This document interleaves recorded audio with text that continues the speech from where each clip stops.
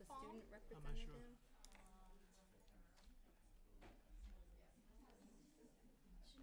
sure. Yep. Oh, so you know her? I do. Nice. I'd like to call the August 17th, 2022 Winnacunnet School Board meeting to order, please, and if we could start with the Pledge of Allegiance. I pledge allegiance to the flag of the United States of America and to the republic for which it stands, one nation, under God, indivisible, with liberty and justice for all. Thank you. Welcome and thank you all for coming tonight. We will be starting with public comment on the agenda items. At this time, we are limiting it to 3 minutes per speaker with a 30-minute overall limit. I ask you to be respectful and kind. At this point, we are here to listen. We will not be engaging or answering any questions on the public comment. It is just that. It is a public comment. We will be taking notes to discuss at another time. All right? So do we have any? Sorry. Just a reminder that people should introduce themselves. Oh, sorry, and, their address or affiliation with the school. Exactly. Thank you. And Rhonda will ask you if she needs you to repeat it. If she doesn't catch it, she'll get it. Yeah. Stop a moment. Great. Do we have any public comment?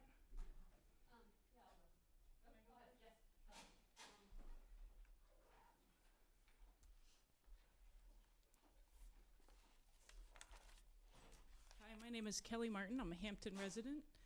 Is that what you needed? Yeah, you're a resident of the school district. Yeah, I have 2 children at Winnacunnet High School. I wanted to thank you, SAU 21, for providing the professional development, the upcoming professional development provided by Seacoast Outright, is my understanding.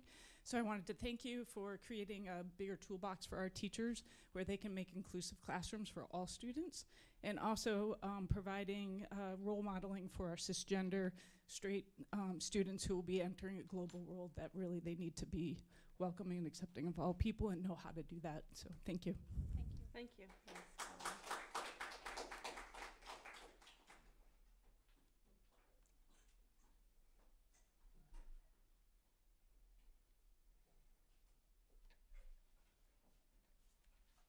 Hi, my name is Sarah Elliott. I live at 368 Winnacunnet, and I don't currently have any students at SAU 21, but I will have 3 there eventually. Thank you all for your participation in the school board, and as staff members, I can't even imagine what that must feel like sometimes lately, so I appreciate you hanging in there and being so forthcoming and hosting these meetings.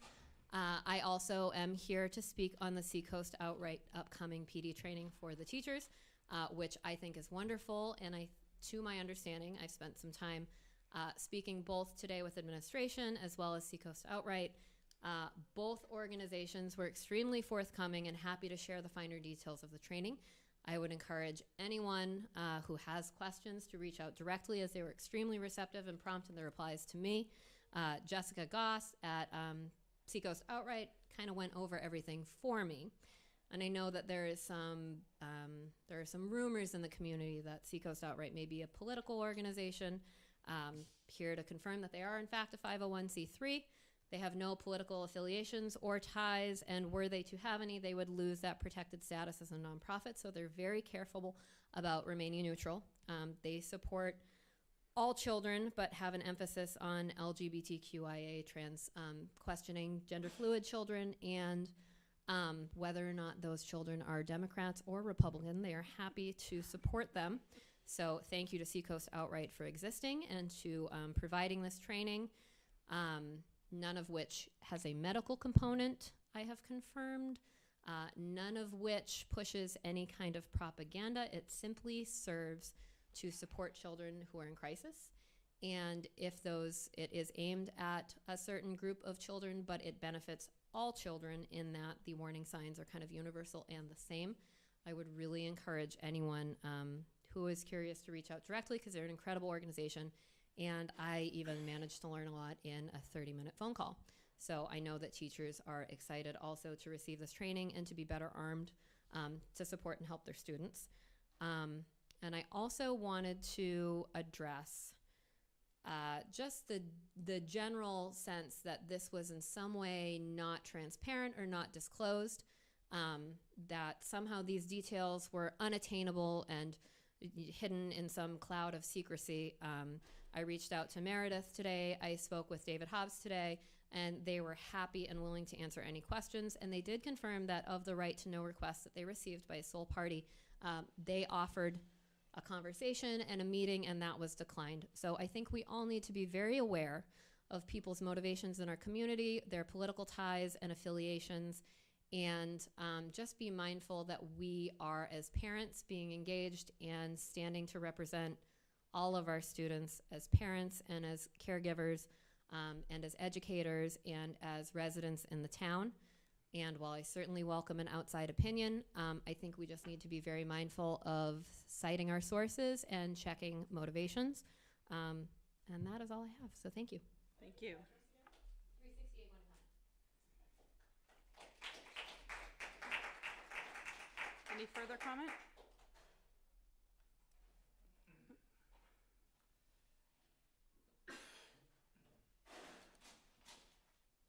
Hi, I'm Erica Spiegel-Sanborn, and I really don't like speaking in public, and thank you for all you do, because, well, you know, wow, I don't imagine how much time and dedication it takes.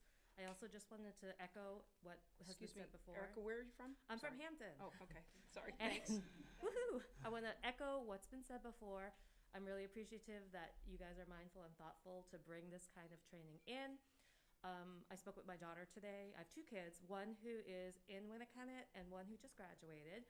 And I spoke with one is away in camp, and the one who just graduated, I asked her about this issue. She herself is LGBTQIA+, was very excited, has had, you know, experiences herself that would warrant this kind of training and awareness, was very sad and shocked to see anything, that what she did see out there, and felt it very personally.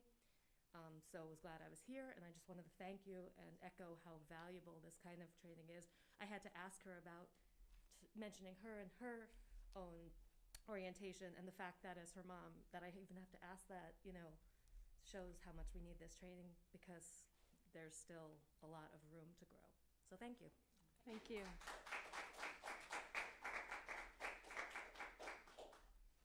Any other public comment? All right, thank you very much. Oh, okay.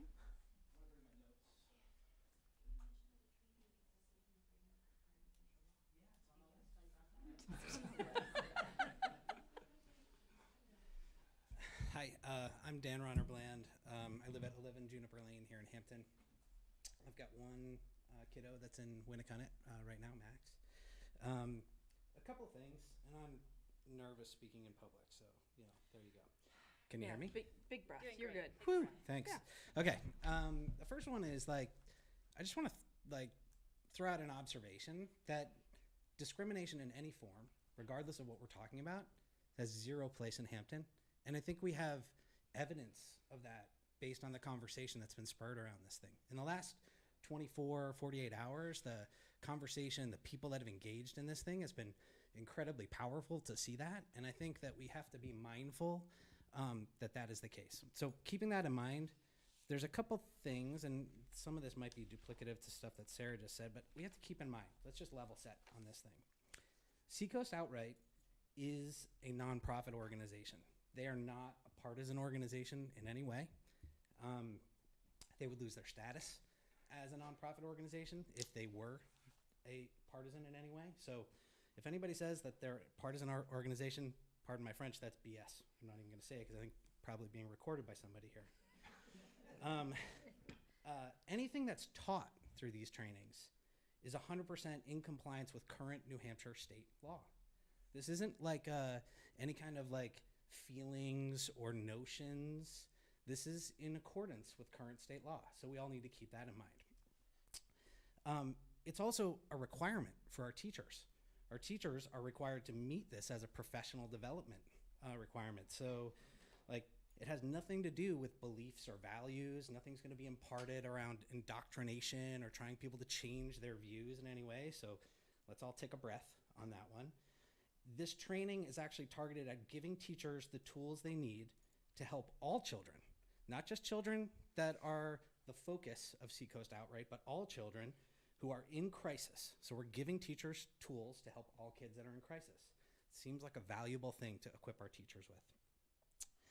I also want to note that Seacoast Outright's goal, their number one goal, is actually to strengthen and enable the conversations between kids who identify as trans or queer and their families first and foremost.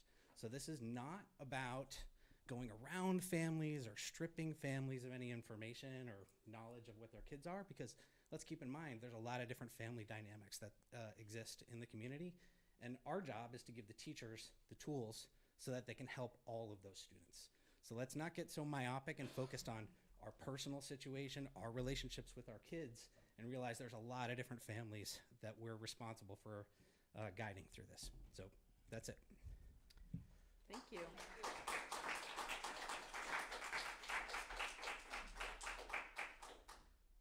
All right. Any other? Oh.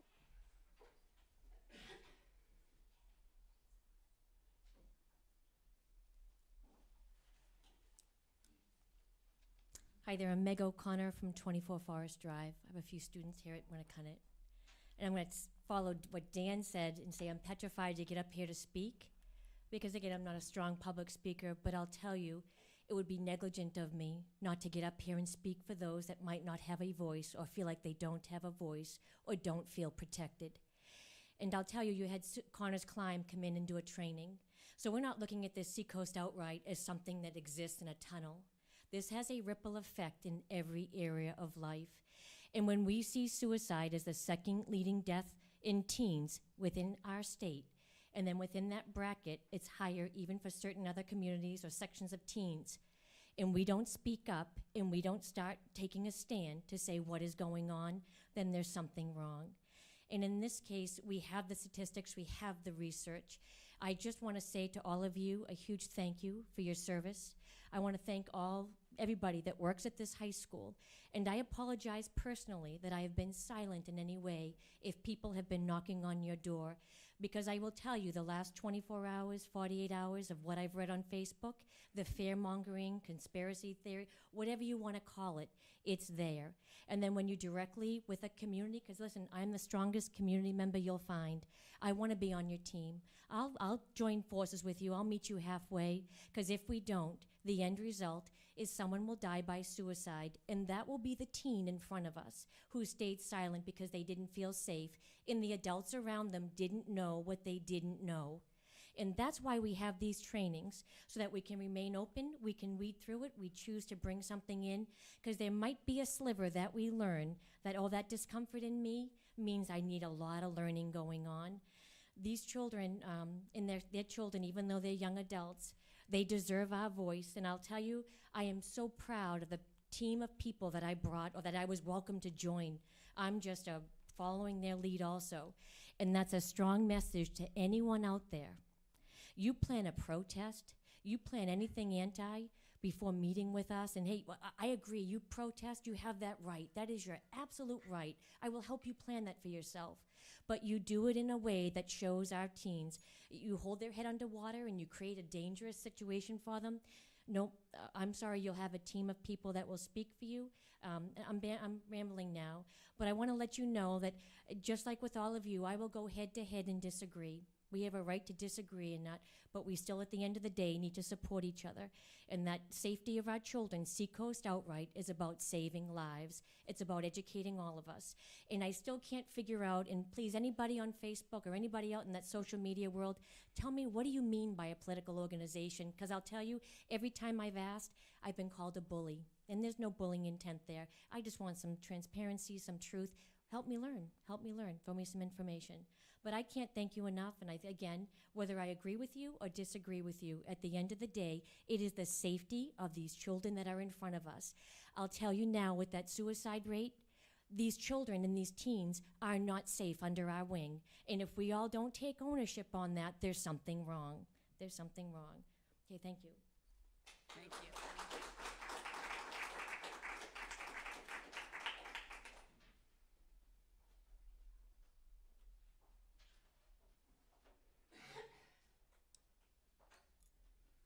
Hi, Jody Strickland, and I live in Hampton. I have a son who attends Winnacunnet High School. He is also a member of the LGBTQ community, which is fantastic in my house, but I'm well aware of the fact that that's not always the case. And I will say that by and large, his first year at Winnacunnet was fantastic, although I think that there are some staff members who really could benefit from this training because not every interaction that he had was positive. So that's the first thing. And then I just wanted to kind of tack on to what Meg said about the suicide statistics. So the 2002 National Health Survey on LGBTQ youth mental health, 50% of you know the letters, sorry. I'm also not a good public speaker, jeez Lou. 50% of teens in that group, ages 13 to 17, seriously considered attempting suicide in the past year. 50%, that's half. So if we have 2 kids here, maybe it's not my kid, maybe it's your kid. And then 18% of those actually attempted suicide, 18%. I mean, that's a crazy number. I think that we should all agree as a community that we want all of our children to thrive, and school's a big place for that. You know, if we can teach them to be comfortable in who they are, but also teach other people to be comfortable with people who are different, which I really think is even a bigger part of this, then what a better place it is. And Seacoast Outright is fantastic. If you ever get the chance and it interests you, go to Portsmouth Pride. It's such a family-friendly event. It's actually mostly put on by their youth, and it's fantastic. So, all right, that's all I had to say. Thanks. Thank you.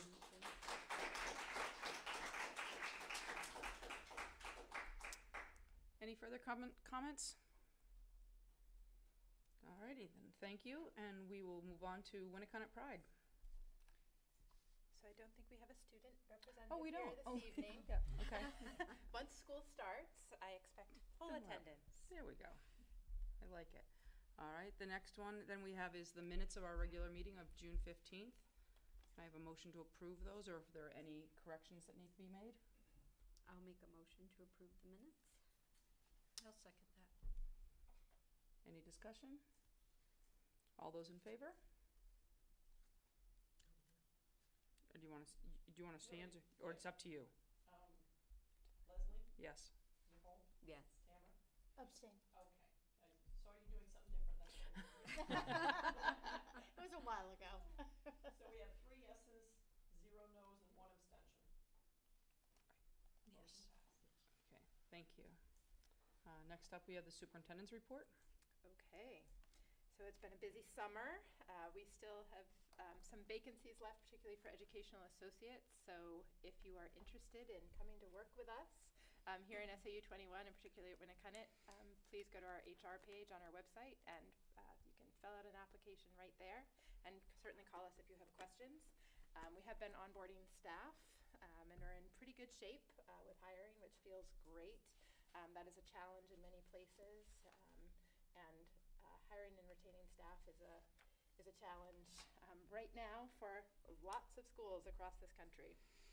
Staff have been very busy with professional development, including a training that I'll talk about a little bit later, and I think Bill will, that just wrapped up today for 3 days, that included 25-ish members of staff from the high school.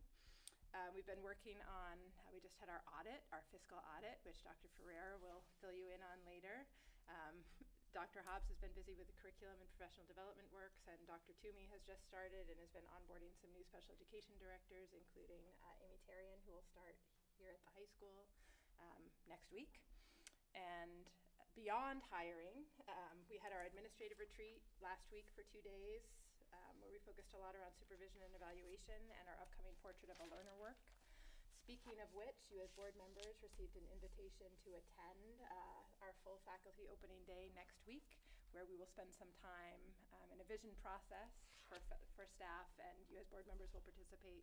We'll be having a community day later in September, and all of you are welcome to come and join us in those discussions where we kind of look ahead at what we want for our students when they leave Winnacunnet High School. We also have new teachers starting next week. Dr. Hobbs will talk more about that with you, but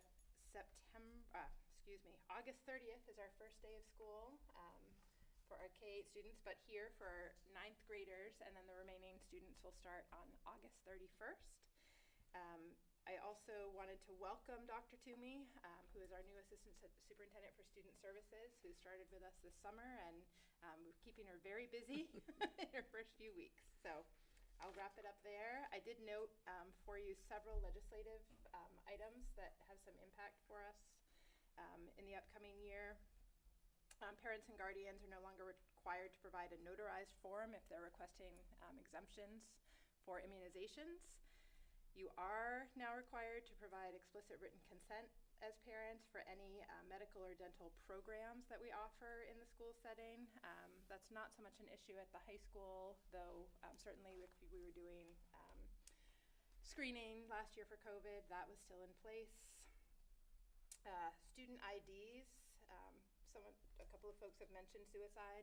Student IDs here at the high school will now include the suicide prevention hotline phone number on the back of them. So all students will have that with them. And we'll talk more about this when we get to budget season, but the definition of students with disabilities has been extended until the 22nd birthday for those students who qualify and are eligible, and Dr. Toomey will share a little more about that when she gets to her report. Thank you. You're welcome. All right, next would be our Curriculum Instruction and Assessment Report. Dr. Hobbs, please. Thanks, it's great to be here. I'll continue Winnacunnet Pride just really quickly. I know Bill will probably speak to it, but just a note on the summer transition programs. As an outsider, somebody who's worked in this school, as an outsider looking in, watching CETA Summit happen, watching the Fresh Start program this summer, they were just both incredible to see. The Fresh Start kiddos actually, a number of them actually peeled off and joined our administrative retreat with us and did the Portrait of a Learner work with the full admin team. And if you go in a room and ask them if they want to spend half a day with principals and assistant principals and they say yes, it means something. So congratulations and kudos. I will go on with safety and security. We've had a lot of updates on safety and security. The New Hampshire Department of Safety has come out with a new template for emergency operations plans. Rather than a big sigh, we're actually using this as an opportunity to dig into our emergency operation plan here at Winnacunnet and across all of our districts, frankly. And we're putting together safety teams at each school where we can really crack into protocols related to different scenarios. So that's work that's ongoing, and we're excited to do it. Second piece on that is the Department of Safety has been really amazing about coming in and talking with us around facilitating scenarios with all of our districts together. So you guys know about the safety and security team across all of our districts. Basically, it's a group of emergency responders from all 5 towns. They get together, and the Department of Safety will actually come up with a scenario, and we can run through it across different towns, which is really important because things don't always stay stationary in a given town. So that's all positive work. It's good work. It's hard work. Next piece, Portrait of a Learner, just to kind of recap on what Meredith said. You guys all have an invitation for August 24th, first day of teachers. It's a visioning process that we did with our administrators during the retreat, but we're going to do it with our entire SAU faculty on that first day. The idea, as Meredith said, is look forward to 2027, 5 years. What skills and attributes do you want us when a kind of graduate to have? And those are the kind of conversations, and that's the kind of vision we want to paint there. Administrative retreat we covered, and just new teacher professional development. I'm trying to make it as exciting as possible, but we do have some required trainings and all. It's going to be that kind of show. But the thing that's going to make it special on my end is we're actually in person, and we can actually share space and share time with one another this year. And I'm just really looking forward to getting the year started. So with that, I'll stop unless you guys have questions. Does anybody have any questions for him? No? Great, thank you. Great, thank you.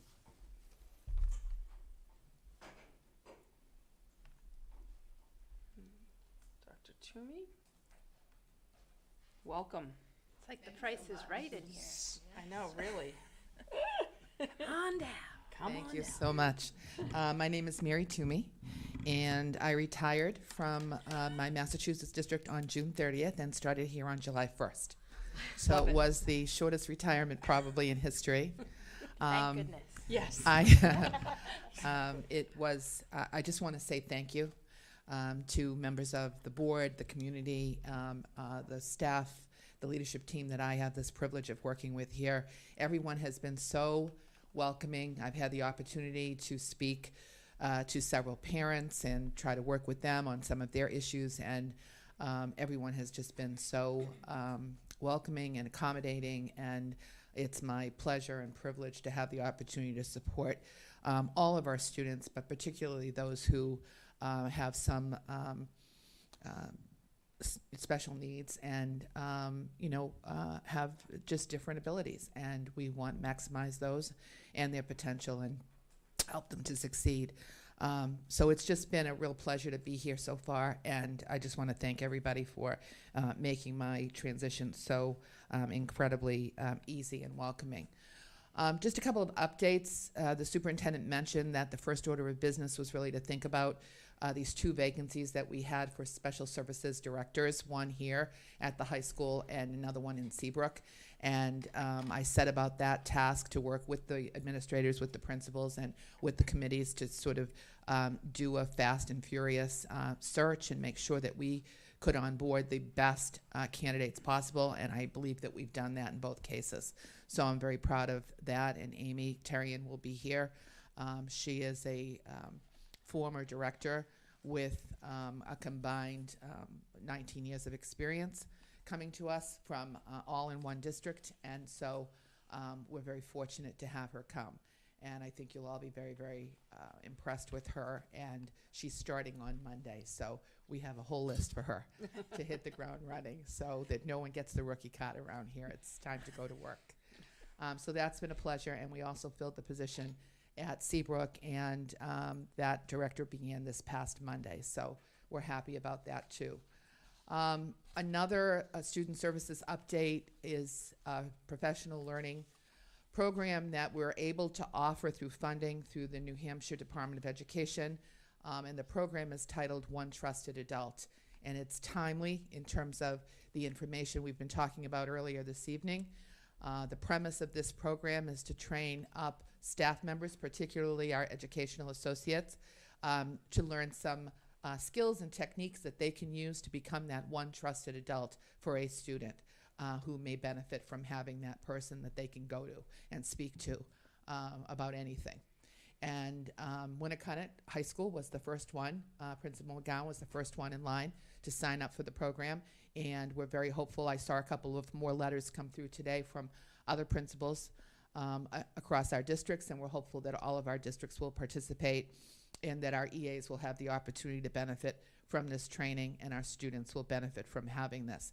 In addition, the program offers some materials to us and training for staff members to work in an advisory program at the high school, and then they have one particularly for students in grades 5 through 8 to have small group advisories. And so if the principals can fit that in, they have some techniques and strategies to help with that as well. So, I think we're all recognizing the fact that students need more personalized attention and more opportunity to have those trusted adults at the schoolhouse.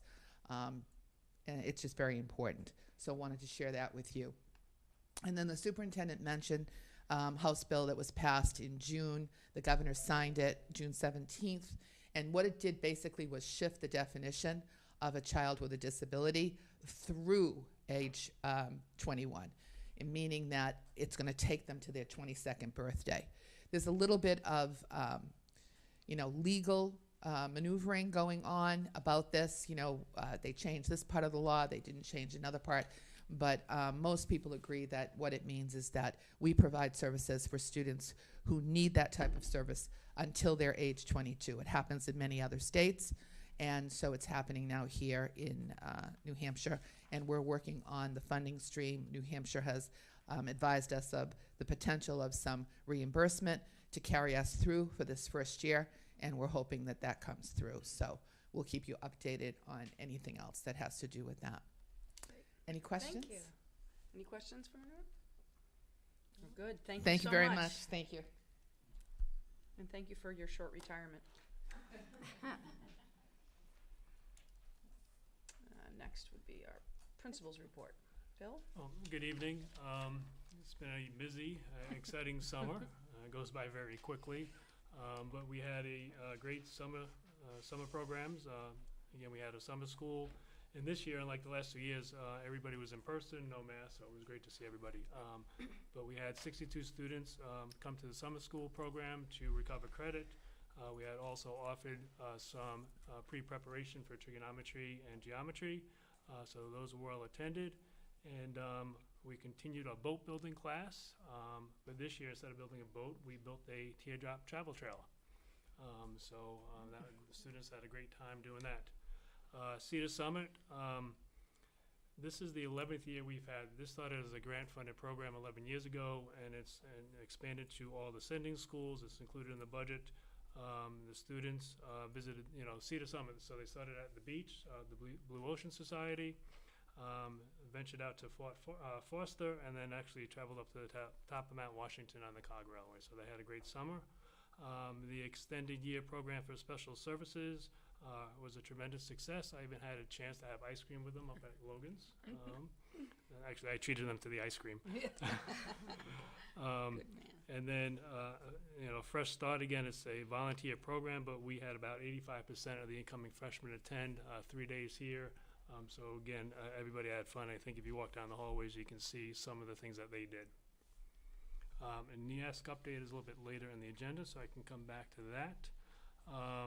And then the superintendent alluded to it. We had Jeff Levin here for the past 3 days to do a workshop on working with staff.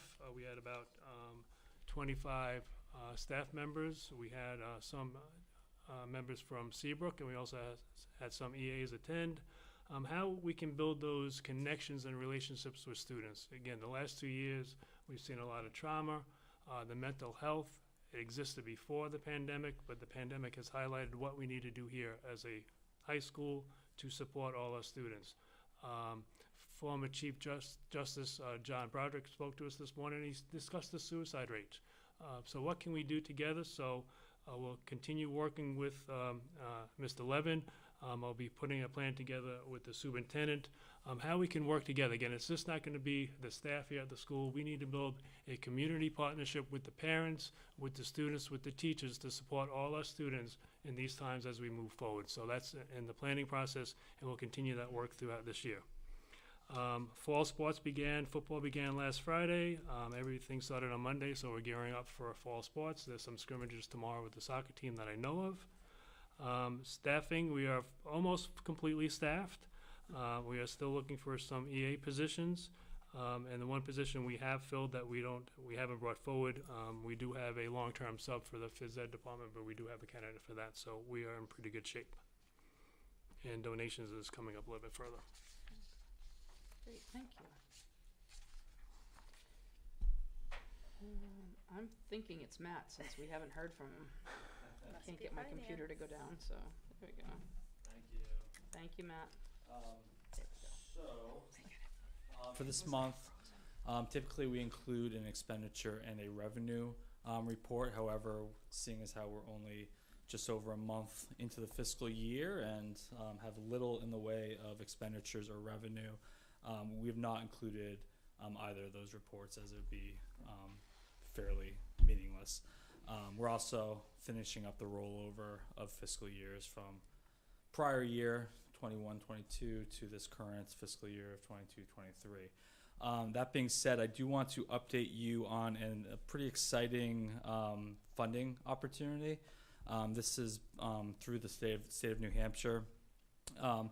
They have presented a new grant. I'm sure you've seen in the news. It's called the SAFE grant, so Security Action for Education, and this grant is meant to fund security projects in 3 areas. So there'll be access control, surveillance, and emergency alerting. They have allocated $13 million for schools across the state of New Hampshire, of which each school is eligible to receive a maximum of $100,000 in funding. I'll also note that it is 100% grant, so there is no matching component. So should we be awarded, it will be fully funded for whatever project that we do apply for. So the deadline for applications was, there were two rounds. One was July 22nd. That was for the first $3 million of funding. And the second round is coming up August 26th for the remaining $10 million. We did submit for that first round of funding for most of the $100,000. We still need to get some pricing in, so I think we had a few $1,000s left over that we have since submitted. But any project that isn't funded from the first round automatically gets rolled over to the second round of funding for consideration. I will note that Homeland Security is the entity that is evaluating the applications, and it is based on a need ranking. So it's not first come, first serve. It's based on what schools need these security upgrades the most. Now, that being said, we are, all of our school districts in SAU 21, we do conduct a Homeland Security audit every 3 years. So they come in, they walk the school, they walk the grounds, and they provide recommendations for any security upgrades. So that last audit that we had conducted was in 2019, and we have addressed every recommendation that they made. So I think we are in good shape versus other schools, which unfortunately may not benefit us in this situation. However, we have there's always room for improvement. So we have identified areas where we could use additional security, and we've expanded upon some of the existing recommendations that Homeland Security did provide us. So we should hear back by the end of the summer. I'm expecting in the next couple weeks, by the end of August, for the first round. And then any projects that get pushed on to the second round, we'll hear back in fall as to whether we are approved for any funding. And I will certainly update you as soon as I hear back. So Great. That's exciting. It is very exciting. So. Awesome. Any questions for Matt? Thanks, Matt. You're welcome. Facilities report. So on the facilities side, Hi, Matt. Matt Ferrer, business administrator. So our facilities team has been very busy this summer, as they always are. This is the time frame where where the facilities team really puts in a good amount of work in getting the school ready, prepared for the start of the school year. Whether that's cleaning, whether it's moving furniture, whether it's assembling furniture, doing maintenance, or some of our major projects. And we have major projects every year. So thank you to the facilities team, because it's a lot of work, and it's in a very short time period. So this summer, as you know, we recently installed the new Blair baseball field this past year. So we've continued with getting that field up to better quality, because this past spring we had just seeded it. So we're continuing to grow that grass and work on it. There were some low areas where the dirt washed away, so we fixed those areas, and it's looking pretty good, and we have high hopes that it'll be in even better shape for the next season.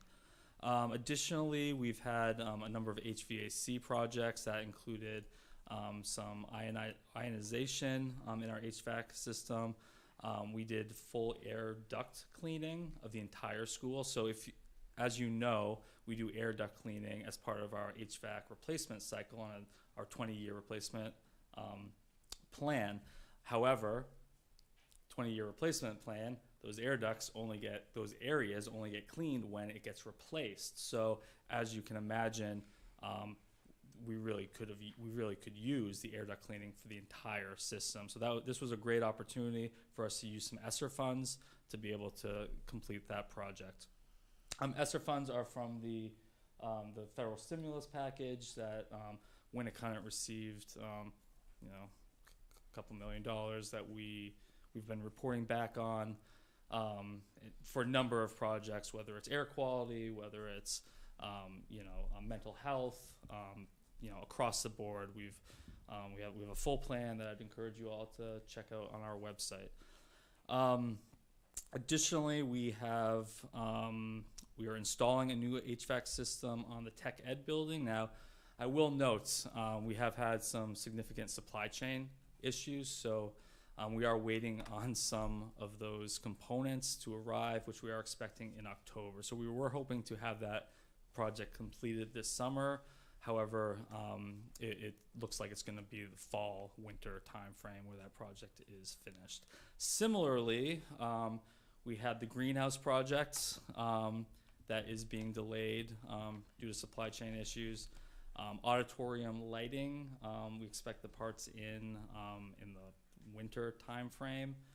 So we hope to get that done for February, which is really unfortunate because we were hoping to have that lighting project done for the for the holiday and for all of our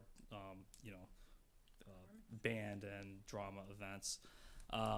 And our soccer field lighting is also delayed due to supply chain issues. Now, all these projects will be done. They are just pushed back slightly. Will that have any effect on the cost? So there will be a cost component for the auditorium lighting. Not for the actual project, but we will have to rent out the lighting for our productions until we are able to complete the project. Okay, thanks.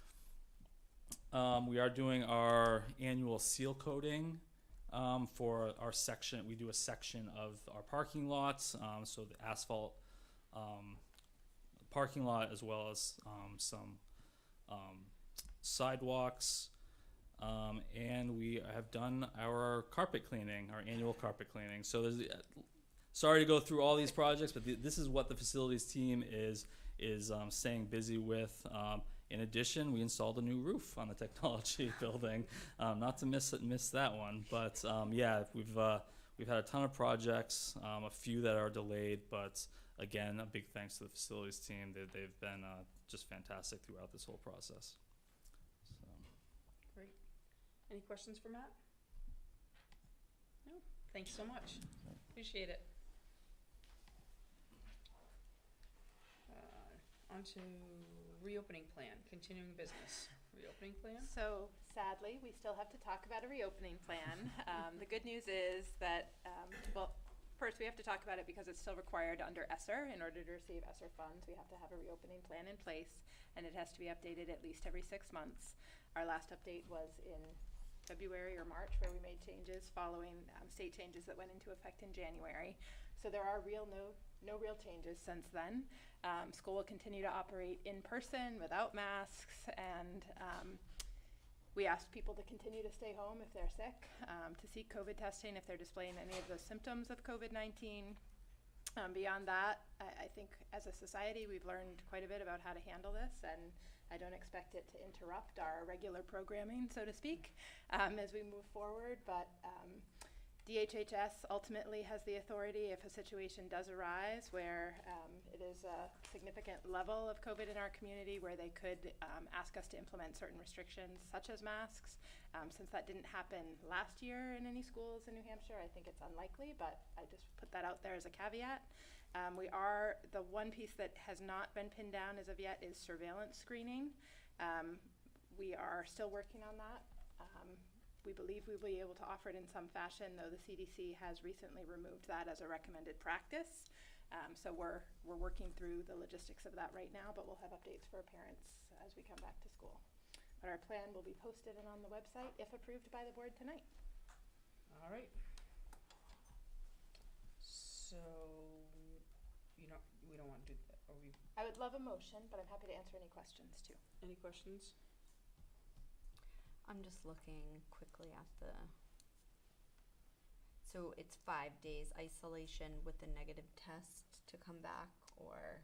The negative test is not required. It's Not the 5 required. days. 5 days isolation. Correct. Okay. Yep, that guideline has not changed from the CDC. Any other questions? Can I have a motion to approve the reopening plan as presented? I'll move to accept the reopening plan as presented. A second? Second. Thank you. Any further discussion? Great. And we can, show of hands, all those opposed? Got it. Motion passed. Thank you. Thank you. NEASC update. Okay, so the good news is we've received continued accreditation with the New England Association of Schools and Colleges. And we're continuing on our reaccreditation. We did host a visiting team as part of the collaborative conference visit back in the spring. And then we received that report. It reflects the findings of our self-reflection, which identifies areas that we need to improve and highlights some of the things that we're doing well. And it will create the blueprint for us now to develop our school growth and improvement plan, which will be completed by November 1st of 2022. And then throughout the year and into next year, we'll continue implementing those things. And then we'll have the final accreditation visit scheduled March 24th to the 27th of 2024. Oh.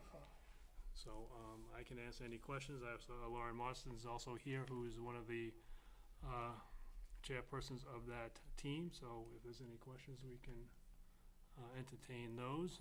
But again, as Dr. Hobbs had mentioned, some of this ties into the Portrait of the Learner work that we're doing. That is part of the NEAS thing. So again, we're working K through 12 to develop that, and we had a successful workshop or planning period last week that will continue this year.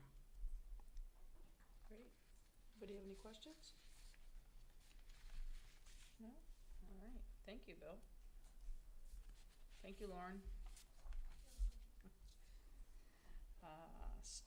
New business. Student parent handbook. So each year we update the student parent handbook, and somehow it's now in your board docs, but I'm not sure if it was prior to this meeting because it was on the Google Shared folder. But we go through, make sure all the updates with the policies and stuff are correct, and working with Ms. Evans and my team, we'll continue doing that. And also now that the reopening plan has been approved, we'll include that. But there's no major changes, just making sure everything aligns with the policies and different names and programs that are in it. Okay. So there's nothing major, nothing changed that we need to be? No. Okay.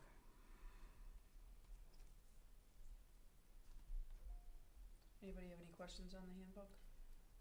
I'm sorry, I'm a little slow at the switch okay. tonight. I had a question about NEASC. Okay. No problem. Sorry. Newbie alert. You're just on that 10-second delay. It's all right. It's fine. Something. I think it's summer. I would be interested in, and you probably have a plan for this. There were a lot of really great things we're doing. You know, I would love us to be able to celebrate that and share that with our community. They had some recommendations, and I'm wondering if it would be possible to get periodic updates, Yep. either in a spreadsheet or just kind of what's happening with the timetable might be for a goal, what we're considering. I'm sure that probably exists somewhere, and as a board member, it's a lot of minutia. But I'm really intrigued by the process that NEASC does to help support schools and kind of what. Why it helps guide and explain a lot of what we do, why we do it, when we need to do it. And I honestly would, if you can share anything like that with us, I would appreciate that. Yep. No, we definitely will do that. Lauren and, can't wait. What's that? I said Lauren can't wait. I saw her smiling. Sorry, Like, Lauren. this is what she lives for. She's No, I don't mean She's that in a sitting negative behind way. me, right? No, I mean It very was sincerely. seriously, Like this yeah. is what she does. It's a huge. big deal. This Yeah. is a lot of Yeah. work. Yeah. So people are happy to showcase And it. again, it's the input from the school board, and the input from parents and stuff like that. So it's all stakeholders. So we'll Okay. definitely share that and get that out. Okay, thank you. Awesome.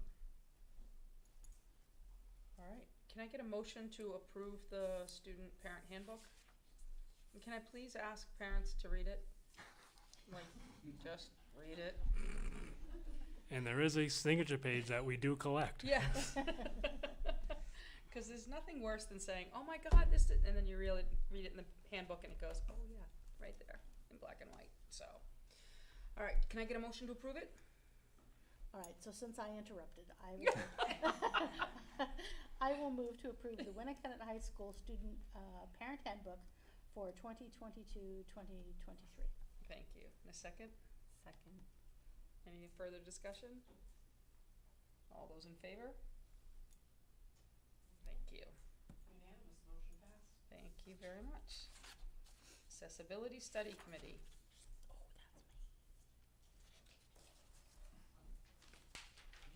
Dr. Ferrara.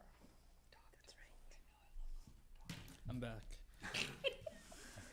So, as you're aware, at the June board meeting, I'd reported out to the board that we did have the Town of Hampton building inspector come on site and do a walkthrough, both for the greenhouse that we are installing, but also to walk our grounds and the athletic fields, because we did have question in regard to accessibility for our athletic fields. So during that visit, he did indicate, and as I reported 2 months ago, that the athletic fields were ADA compliant, and that there were no written code for the fields. He also noted that our grandstands have a ramp for access. We supply ADA porta potties, and our fields are groomed without obstructions. So I will note that this was the first step in kind of our process of looking at and investigating the accessibility on our grounds, because even though we are we from what we understand, we are compliant with code, I think we feel that there may be some room for improvement when it comes to accessibility, and it's something that it's worthy of looking at and determining whether there is anything that we can do to improve that. So in addition to the building inspector, I did reach out to the DOE for any guidance from their end.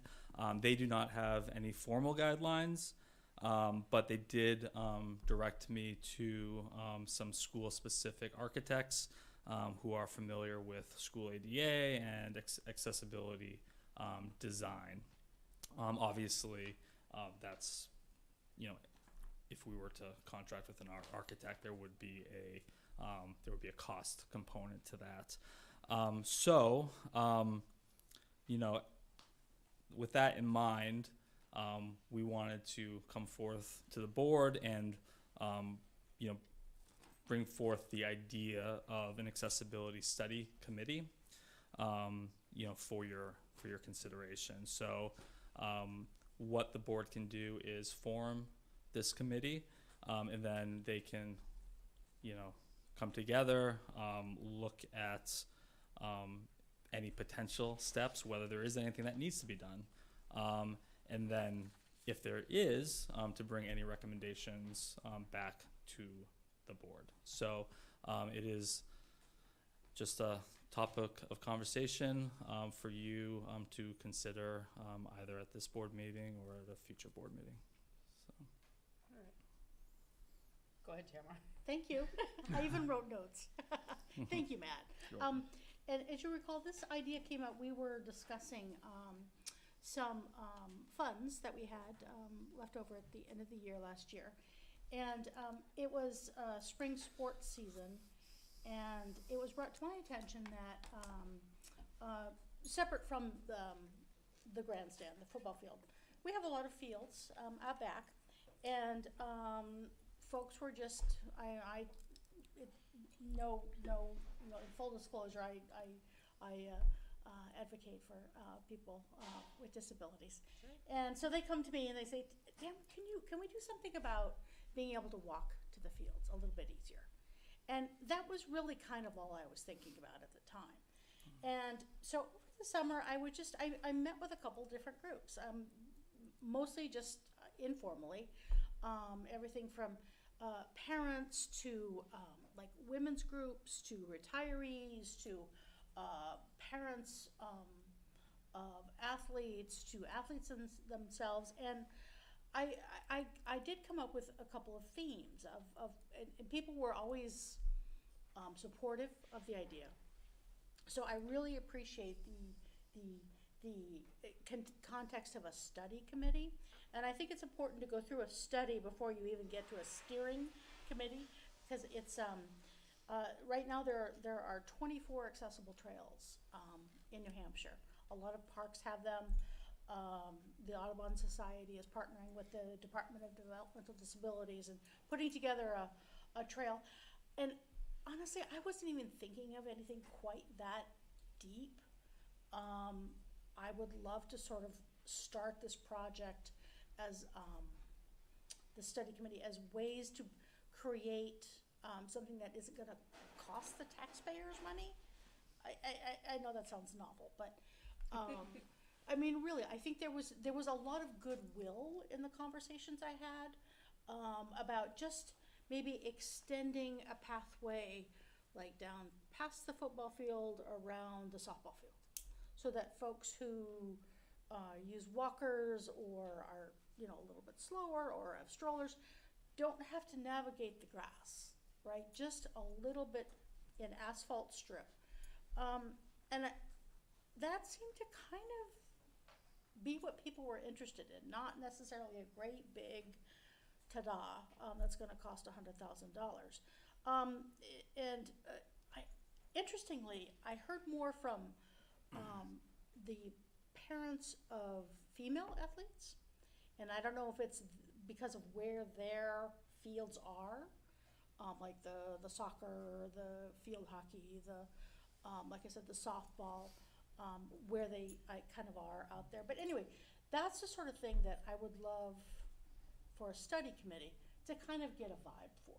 You know, talking to our community, talking to obviously Principal McGowan, coaches, athletic directors. You know, how do we create community around this? Think of it in that sense, and maybe at that point we could, if the study committee were to feel that that was a worthy endeavor, then maybe start exploring some funding options. There is funding out there. I would rather not ask the taxpayers for it. I would like them to work with us. You know, there's I talked to a Boy Scout. Northampton. We've put in a lot of trails. We've put in bleachers. You know, there are opportunities, I think, for service. There are service organizations that might want to help out. Again, I'm sort of the optimist. I'm sort of the big picture person. But I think a study. So I think you're the perfect person to head up the committee. I don't know, but it seems like a no-brainer. So, Meredith? I don't know if Tamara was finished. I was just going to suggest that. Yeah, I'll stop. I was just going to suggest that an idea might be to develop kind of a charge for the committee, right? Sort of lay out the scope and your idea of representation, and then maybe share that with Matt and then we can bring that to the next board meeting. If that makes sense. I would love to do that. Thank you. I would be honored to do that. Deal. You get it. Okay. Thank you. Okay. Thank you. Thank you. It's awesome. You're also responsible for the funding. Yes. You may wish you didn't say that. Thanks, Matt. Thank you, Tamara. Yep. Policies first read. Yes. So the policy committee met in June, and there are 59 policies that were reviewed as a part of that process. Just as a refresher, the board had completed all of its required by law policies, and then we had started working through kind of the recommended policies. So these are all fall under that recommended category of policy. We're finishing section B, which is really the board level policies, how the board conducts its business. And we've given you the section C, which is about administrative work and responsibilities and our interactions with you and our jobs. Section D is really about fiscal policies. And then we moved into section E, which are support services, and those include some pieces related to transportation, school district record keeping. And then finally, we have policy FF, which is about facilities. And because of some legislative changes, a couple of tweaks to policy GBCD and IJOC, which both relate to background checks and volunteers. And that's about it. Several policies, 22, were actually recommended for withdrawal, either because they were incorporated already into other policies that the board has, or they were what are considered optional policies by the School Board Association, or didn't exist with the New Hampshire School Board Association, which is where you as a body typically get your model policies. Happy to answer any policy-specific questions. Otherwise, board members can share feedback with Nicole, who will be at our policy committee meeting tomorrow, and then these policies will come back for a second read in September. Great. Any questions? All right. Thanks, Nicole. Not like you have a lot on your plate with how many? 50? Yeah. 59. 59. Yeah. All right. And there's one more. And then there's one more, policy KLG. So Winnacunnet has had a school resource officer for a number of years. In 2016, there was a legislative change that required any school district that had a school resource officer to adopt a policy that required that you implement an MOU in cooperation with the police department. You have an MOU, you do cooperate with the police department, and you have a school resource officer, but you're missing your policy. So we've added this policy so that you can meet the statute in addition to providing the services that you're already providing.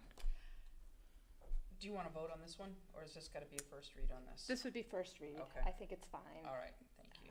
Yeah. So we'll vote next month. Yes. Okay. Great. Audit questionnaire.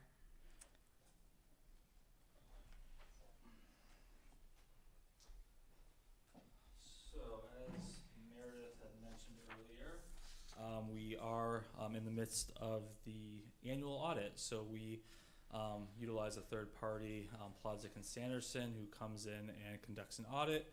And as part of that process, they ask that the school board answer a questionnaire on your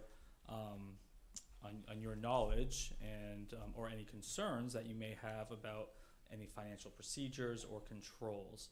So what I'm going to ask you is to answer verbally to a set of questions that I'll run through shortly, and at which point, once we finish the questionnaire, I will send the completed questionnaire to the board chair for signature, and I will submit that to Plodzik and Sanderson.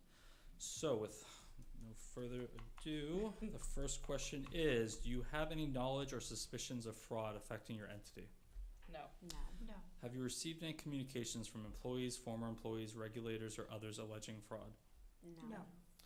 Have you identified any specific risks of fraud within your entity? No. Has the board adopted a universal code of ethics for members and employees to follow? Yes. Yes, and there is a copy of that code, which is included on board docs linked. If yes, does the document prohibit elected officials and employees from doing business with the entity? It does not. Okay. So that's No. a no. Have you One or- finger for yes, two fingers for no, so we know. All right, sorry, go ahead. Have you or any related party of yours had any interest, direct or indirect, in any of the following transactions or pending or incomplete transactions since July 1st, 2021, to which the school district, SAU, or any retirement, savings, pension, or other similar plan was or is to be a party? The first item is the sale, purchase, exchange, or leasing of property, No. No. receiving or furnishing of goods, services, or facilities, No. No. transfer or receipt of income or assets, No. maintenance of bank balances as compensating balances for the benefit of another. No. Any other transactions? Nope. No. Does the board have any concerns over related party transactions? No. Does the board formally, that was a no? No. Okay. Yes, Just- that was a no. Just verifying. Does the board formally authorize all disbursements, both vendor and payroll, prior to the release of funds? Yes. Yes. Describe how the board stays informed of the latest changes in the laws and regulations pertaining to the entity. So typically, we will update the board through the superintendent or other members of the SAU office. Correct. Does the board review comparative reports of estimated and actual revenues and appropriations and expenditures? Yes. So that is the monthly expenditure and revenue report. Ironically, this is the 1 month that we don't provide it. However, Say sometimes. starting in September, we will be providing those reports on a monthly basis through June of 2023. You got it. And similarly, what procedures does the board follow in reviewing or using these reports? For example, does the board normally meet with the department heads as part of this process? Also, does the board review both the revenue and expenditure reports? So that was the answer I just gave you. Right. Has the board approved a disaster recovery plan in the event of loss or interruption of the IT function? Yes. And there is a copy that's linked to board docs. Is there a written investment policy? Yes. And that is also on board docs, and this serves as the annual review, so it will be reviewed as of today, August 18th. So you want to change that to 22? Yes. So that was from last year. We did it on the same day? Well, Oh, no, today's the December. 17th. Never mind, sorry. The 18th is tomorrow. Have you adopted the use of either debit or credit cards by employees? Oh, Yes, you have. Yes. Does the board have knowledge of any funds or bank accounts that are not in the custody of the treasurer? And yes, you have two. I'm sorry, not two. You have a number. One is the student activities funds, which are managed by the principal, Bill McGowan. The evening school, which is managed by Leslie Dolman, the director of the evening school. The athletics fund, which is managed by the athletic director, Aaron Aboud. The school store, which is managed by Lisa Harris, and the Expendable Trust Fund. So that is the Special Education Expendable Trust Fund, the Building Maintenance Expendable Trust, the Healthcare Expendable Trust, and that is it. And those are all managed by the Hampton trustees of the trust funds. Has the board approved a fund balance policy in compliance with GASB 54? Yes. And that is also linked on board docs. And finally, does the school district SAU have knowledge of any crowdfunding activities? If so, please indicate what they are, on what website they are maintained, and who is responsible for them. So, for example, 2 years ago at the onset of the pandemic, we had initiated a GoFundMe campaign to fund free meals for all of our students for that period, that initial 3-month period of the pandemic. That would be an example of a crowdfunding activity. Hearing none, thank you very much. I will submit this questionnaire to Leslie. Thanks. Thank you. You're going to want to stay there. Extracurricular Stipends Committee Yes. recommendation. So, per the current collective bargaining agreement with our teachers, we do have an annual extracurricular stipend committee. So the purpose of this committee is to meet with representatives of the administration and the teachers union and a representative from the board to review all of our extracurricular stipends for both non-athletic and athletic activities.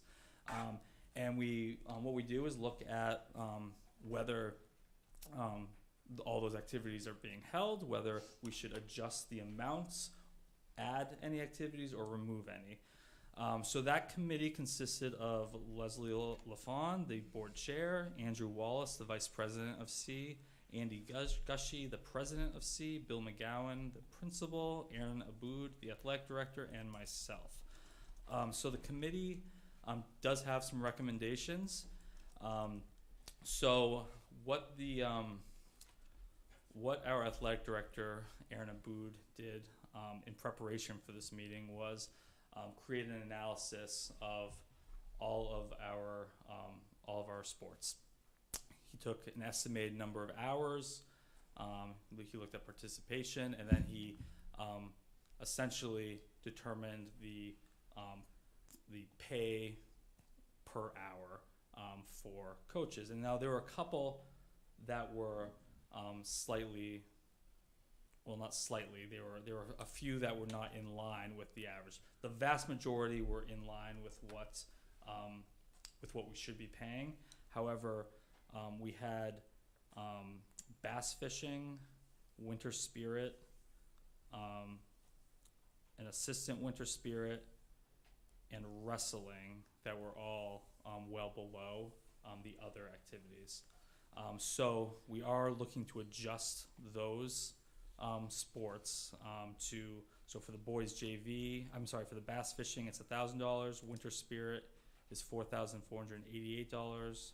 Assistant winter spirit is $2,500, and wrestling head coach is $7,063. Now, additionally, we are looking to add a JV volleyball coach at $3,341.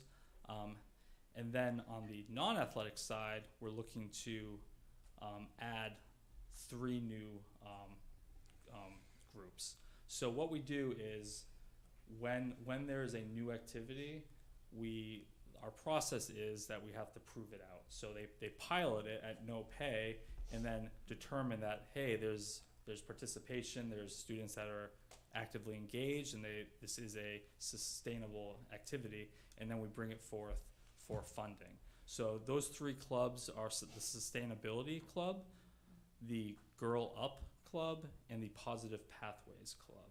And those are all for $1,261. Additionally, based on participation or lack of participation, we're looking to remove Future Educators, Lighthouse Kids, SAD, and Science, Math, and Engineering, the VEX clubs. I will note when we say that we're going to remove a club, that is not permanent. So if we do have an interest in any of those clubs, it does not preclude us from having that club. We will either we will bring it back to the board if we do have a critical mass where we will have that club. So it does not mean that we'll never have any of those clubs. It's just for a number of years there hasn't been interest. So the total cost of these adjustments is $9,527. So we are recommending to the board to fund that via the current 2022-2023 operating budget, and make these changes. So I'd be happy to answer any questions in regard to these adjustments. I have one question. Sure. So I looked before at all the stipends, not recently, but a while back, and most of them were like the $4,500, the winter spirit rate. But how come wrestling is like almost getting close to double? Like football and wrestling were the only ones that had substantially higher stipends than all the other sports. Yeah, and basketball's another one at that $7,000 rate. Boys and girls basketball, or just boys basketball? You're right. So we also have to be cognizant of Title IX implications as well. So this is based on length of season and then hours. So like for football, for example, they're doing like double days. I don't know. Can you speak to it, Bill? Pre-season, I mean, it's 2 a days. 3 a days. Clearly I didn't play football. I didn't either. But why wrestling getting substantially more?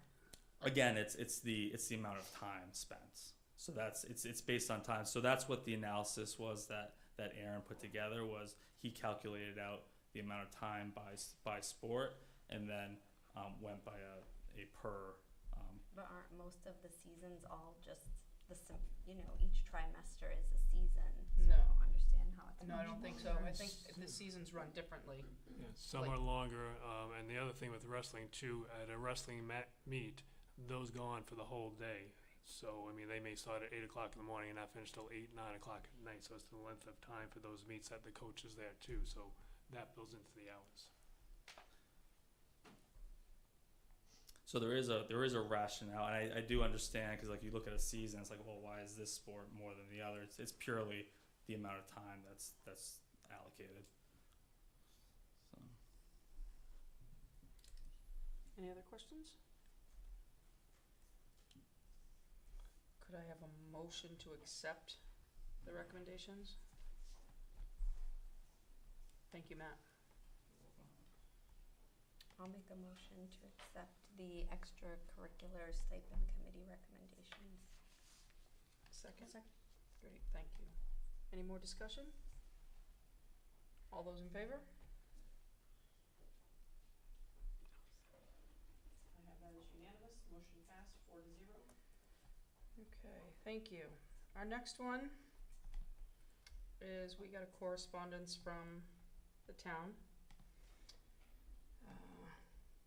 Do you want me to speak to it? Sure.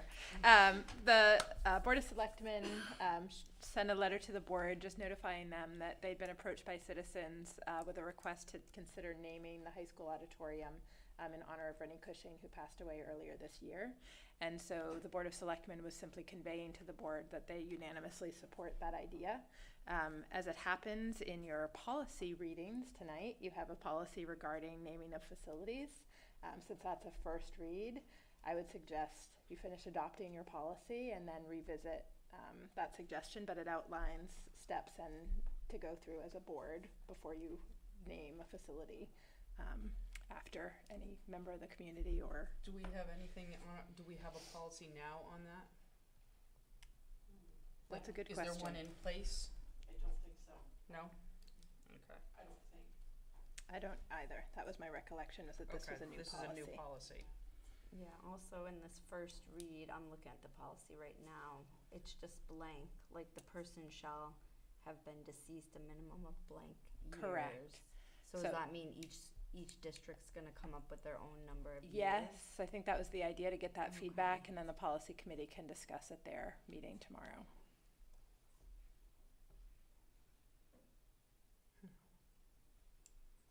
Okay. So we can put this on the agenda for next time? Yeah. Is that what we would have to do? I guess we would. I guess we wanted it to be brought up first off because Rennie was a huge supporter. And Henry had thought about doing something beforehand. And so it's something that we have thought as a board, as a school, whatever. Now the town is behind it also. So it's kind of like a group effort of everybody feeling the same way. Yeah, So- I'm in support of it. Yeah, I don't know anybody that isn't at this point. Yeah, so I guess my question is, if we don't have a policy, because I know we've named things in the past, right? We've had like Well, we this had room. that outside thing for Right. the police chief from Greenland that was killed, right? Isn't that named That after was never him? brought forward. I mean, there was some discussion, but that was never Oh, brought okay. forward. Oh, I thought it was. Okay. No. And that policy was brand new per the NHSBA this spring. So it is brand new, so we don't have anything. So we have nothing in place that would tell us how we need to do this or whatnot, but have we, Since I've been here, which is 18 years, I have not named or nothing's been named since I've been here. Now the things have been named prior to that. I mean, right, because isn't this named, this Yeah. room? Yeah, this name's, the Bed- Bernards, yeah, right? and then the Hawley Library. Right, so there is precedent for it as it is now, but where we have to have a policy in place, I can see that if we want to adopt the policy first and then do it, or not. I guess I'm asking the board what your thoughts are. Well, knowing Rennie as I did, and as a colleague and as a friend and as just a wonderful human being, I think he'd be tickled pink if we just went ahead without a policy.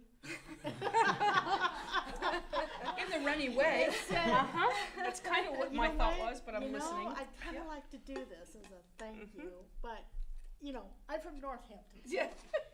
you know, Nicole, do you have any thoughts? I mean, I'm in support of it. I think he dedicated all of his time to the community and giving back, and I think it would be a great honor. So I don't object. He was an activist, so. Thank you. I don't need to ask. Don't. I'm in favor.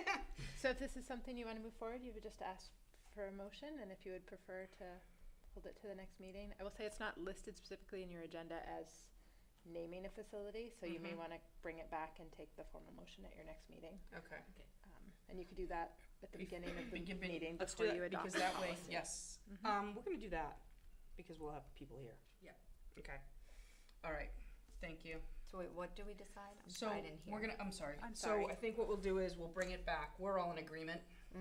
We'll bring it back to the September meeting and To vote take a on it. final vote. Take a Okay. final vote before we do policies. It'll be the first thing that we do, and we will, at that point, I will reach out to the family and see if they want to come. All right? And I can follow up with the Board of Selectmen just to make them aware that the board plans to Plans vote to on do it. this Yep. at the next meeting. Okay. Sound good? Okay. All right. Thank you. Sorry. That's okay. September 13th, professional development. Dr. Hobbs is going to speak to it, but I do just want to preface this as, this is something that's been planned beforehand, and I alluded to the fact that I had spent a good portion of the last 3 days in professional development with largely staff from the high school, teachers and educational associates, and some staff from Seabrook. And one of the questions the facilitator asked of the 30-ish people who were there on Monday was, how many of them have worried about student suicide daily? It got to daily. And every single hand of the 30 staff members who were in attendance raised their hand that they worry every day about a student taking their life. That's not just here at the high school, but it includes the high school, and that's pretty significant. Bill mentioned suicide rates in New Hampshire increased, I think, 56% between 2007 and 2017 before the pandemic. And we know that mental health crises only worsened with the onset of the pandemic, particularly for adolescents. So, we feel as an administrative team that this training is important, and Dr. Hobbs is going to speak a little bit more about the details of that training.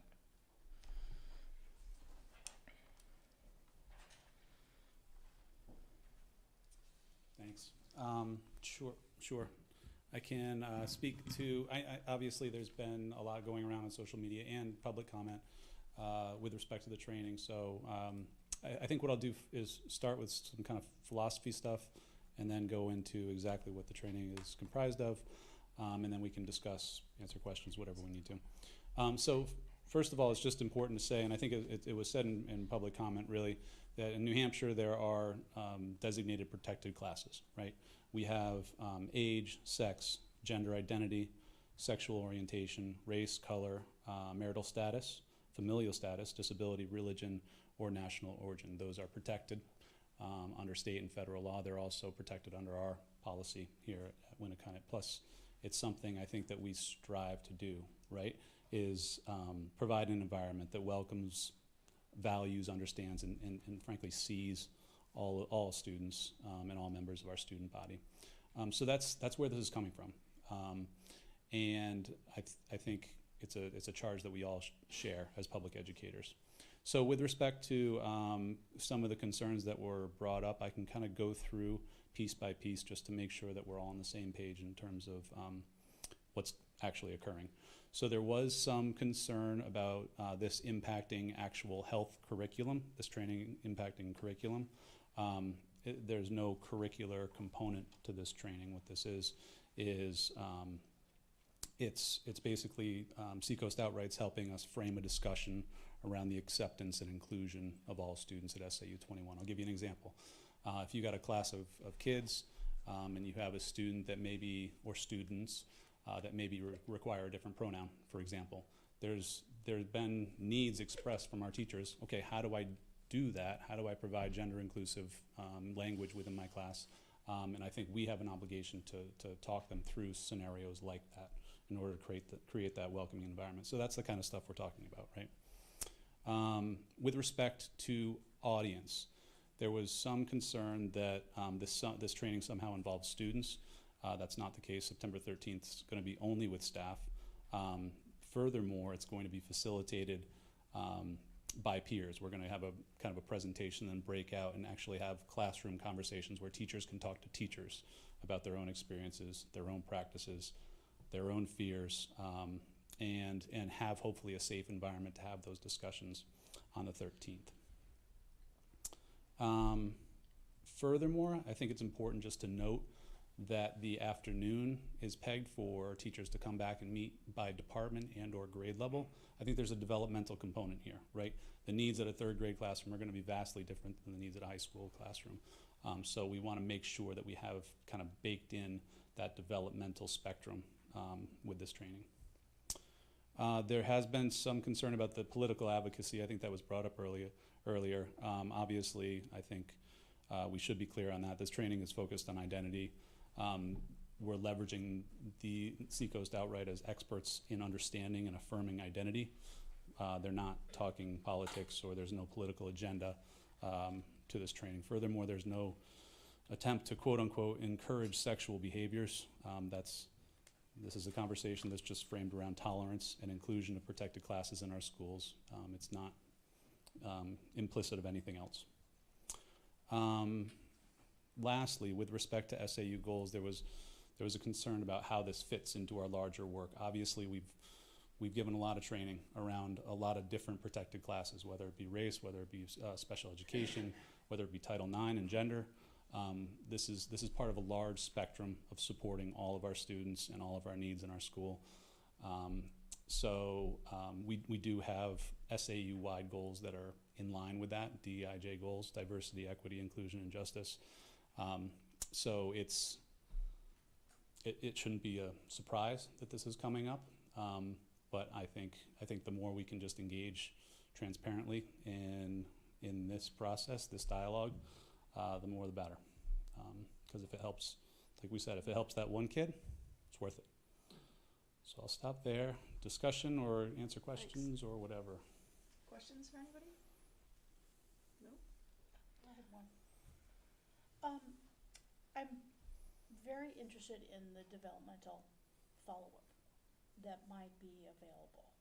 I would imagine that this type of training, it's going to be intense. It's going to be celebratory. It's going to be people will have revelations about this sort of thing. What sort of follow-up will be made available for teachers? I'm thinking, a month later they might run into a situation, they're not sure they were handling it. What avenues will we have for teachers? Thank you. Great question.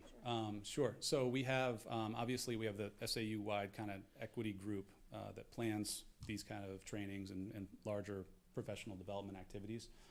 In addition to that, the way this plays out is within schools.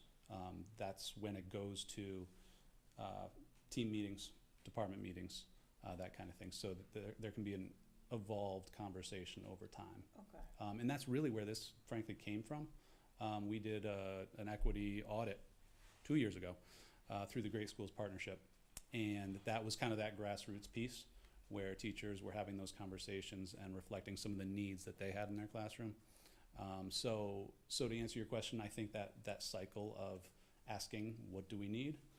Staff having a voice to tell us, and going back and forth that way will hopefully create that dialogue. Okay. One more question. And will this also include, I'm thinking, EAs, janitorial staff, I'm thinking coaches, I'm thinking this, one trusted adult, Yep. Kind of dovetails with that, and sometimes it's the person who's not leading the class that a student can, connect with. I'm just hoping that anybody in the building would be able to have access to this. Right. Obviously, anybody in the building would have access to this. The people that are the training is meant for are, yes, EAs, but staff and support personnel and teachers. Okay. However, I think it was actually said in public comment, sort of the sidebar to this whole thing is this isn't just about a certain protected class. This is about all students, and it makes all of us better and more inclusive as a community. And I think that can only pay dividends to coaches, transportation, et cetera, et cetera. Yeah, I would just hope that would be considered. Is there a plan to train coaches Because they do spend a lot of time with students and have a huge impact on them. Many of our coaches are staff members, first of all. But yeah, that's something that's going to come in the iterative part of this, as this develops and evolves. We've had conversations about that training already, right? What support we can provide to coaches. You know, we don't provide generally the training for our bus drivers, but we talk with our bus company about needs for training for them as well. You know, we recognize that the work around inclusivity doesn't just happen in a classroom, right? It's our whole school community, and that's the work that we're trying to accomplish. It won't all happen at once, but it is planned. Okay. All right. And it's important, not just for students, but for staff to feel safe in this community as well. And parents and families, right? You know, we want them to feel accepted and welcome when they come into our schools also. Great. Thank you, and thank you for bringing it. I think I speak for the board. We're in full support of this, and applaud you for, and you, Meredith, for, you know, bringing this. Just any tools in the toolbox for staff, teachers, everybody, to help every student gets our vote. It's worth it. It is. Thank you, David. Okay, thanks. We now have Some time left for public comment. We do have some time left. I think there's 10 minutes because there was about 20 that was taken. So we have about 10 minutes left for public comment. If anybody has any further public comment. All right, hearing none, we'll move on. Thank you. So now we're into personnel. So are we going? We have a resignation that we can accept. We received a letter of resignation, in early July, from business educator Paul Gregoire. So we would ask the board to accept that resignation, and we have been working since before that because he was gracious enough to keep us involved in the process to fill that position. That's nice. Okay, get a motion. Could I have a motion? I'll make a motion to accept the resignation of Paul, how do you say it? Gregoire, as the business teacher effective immediately. I'll second that.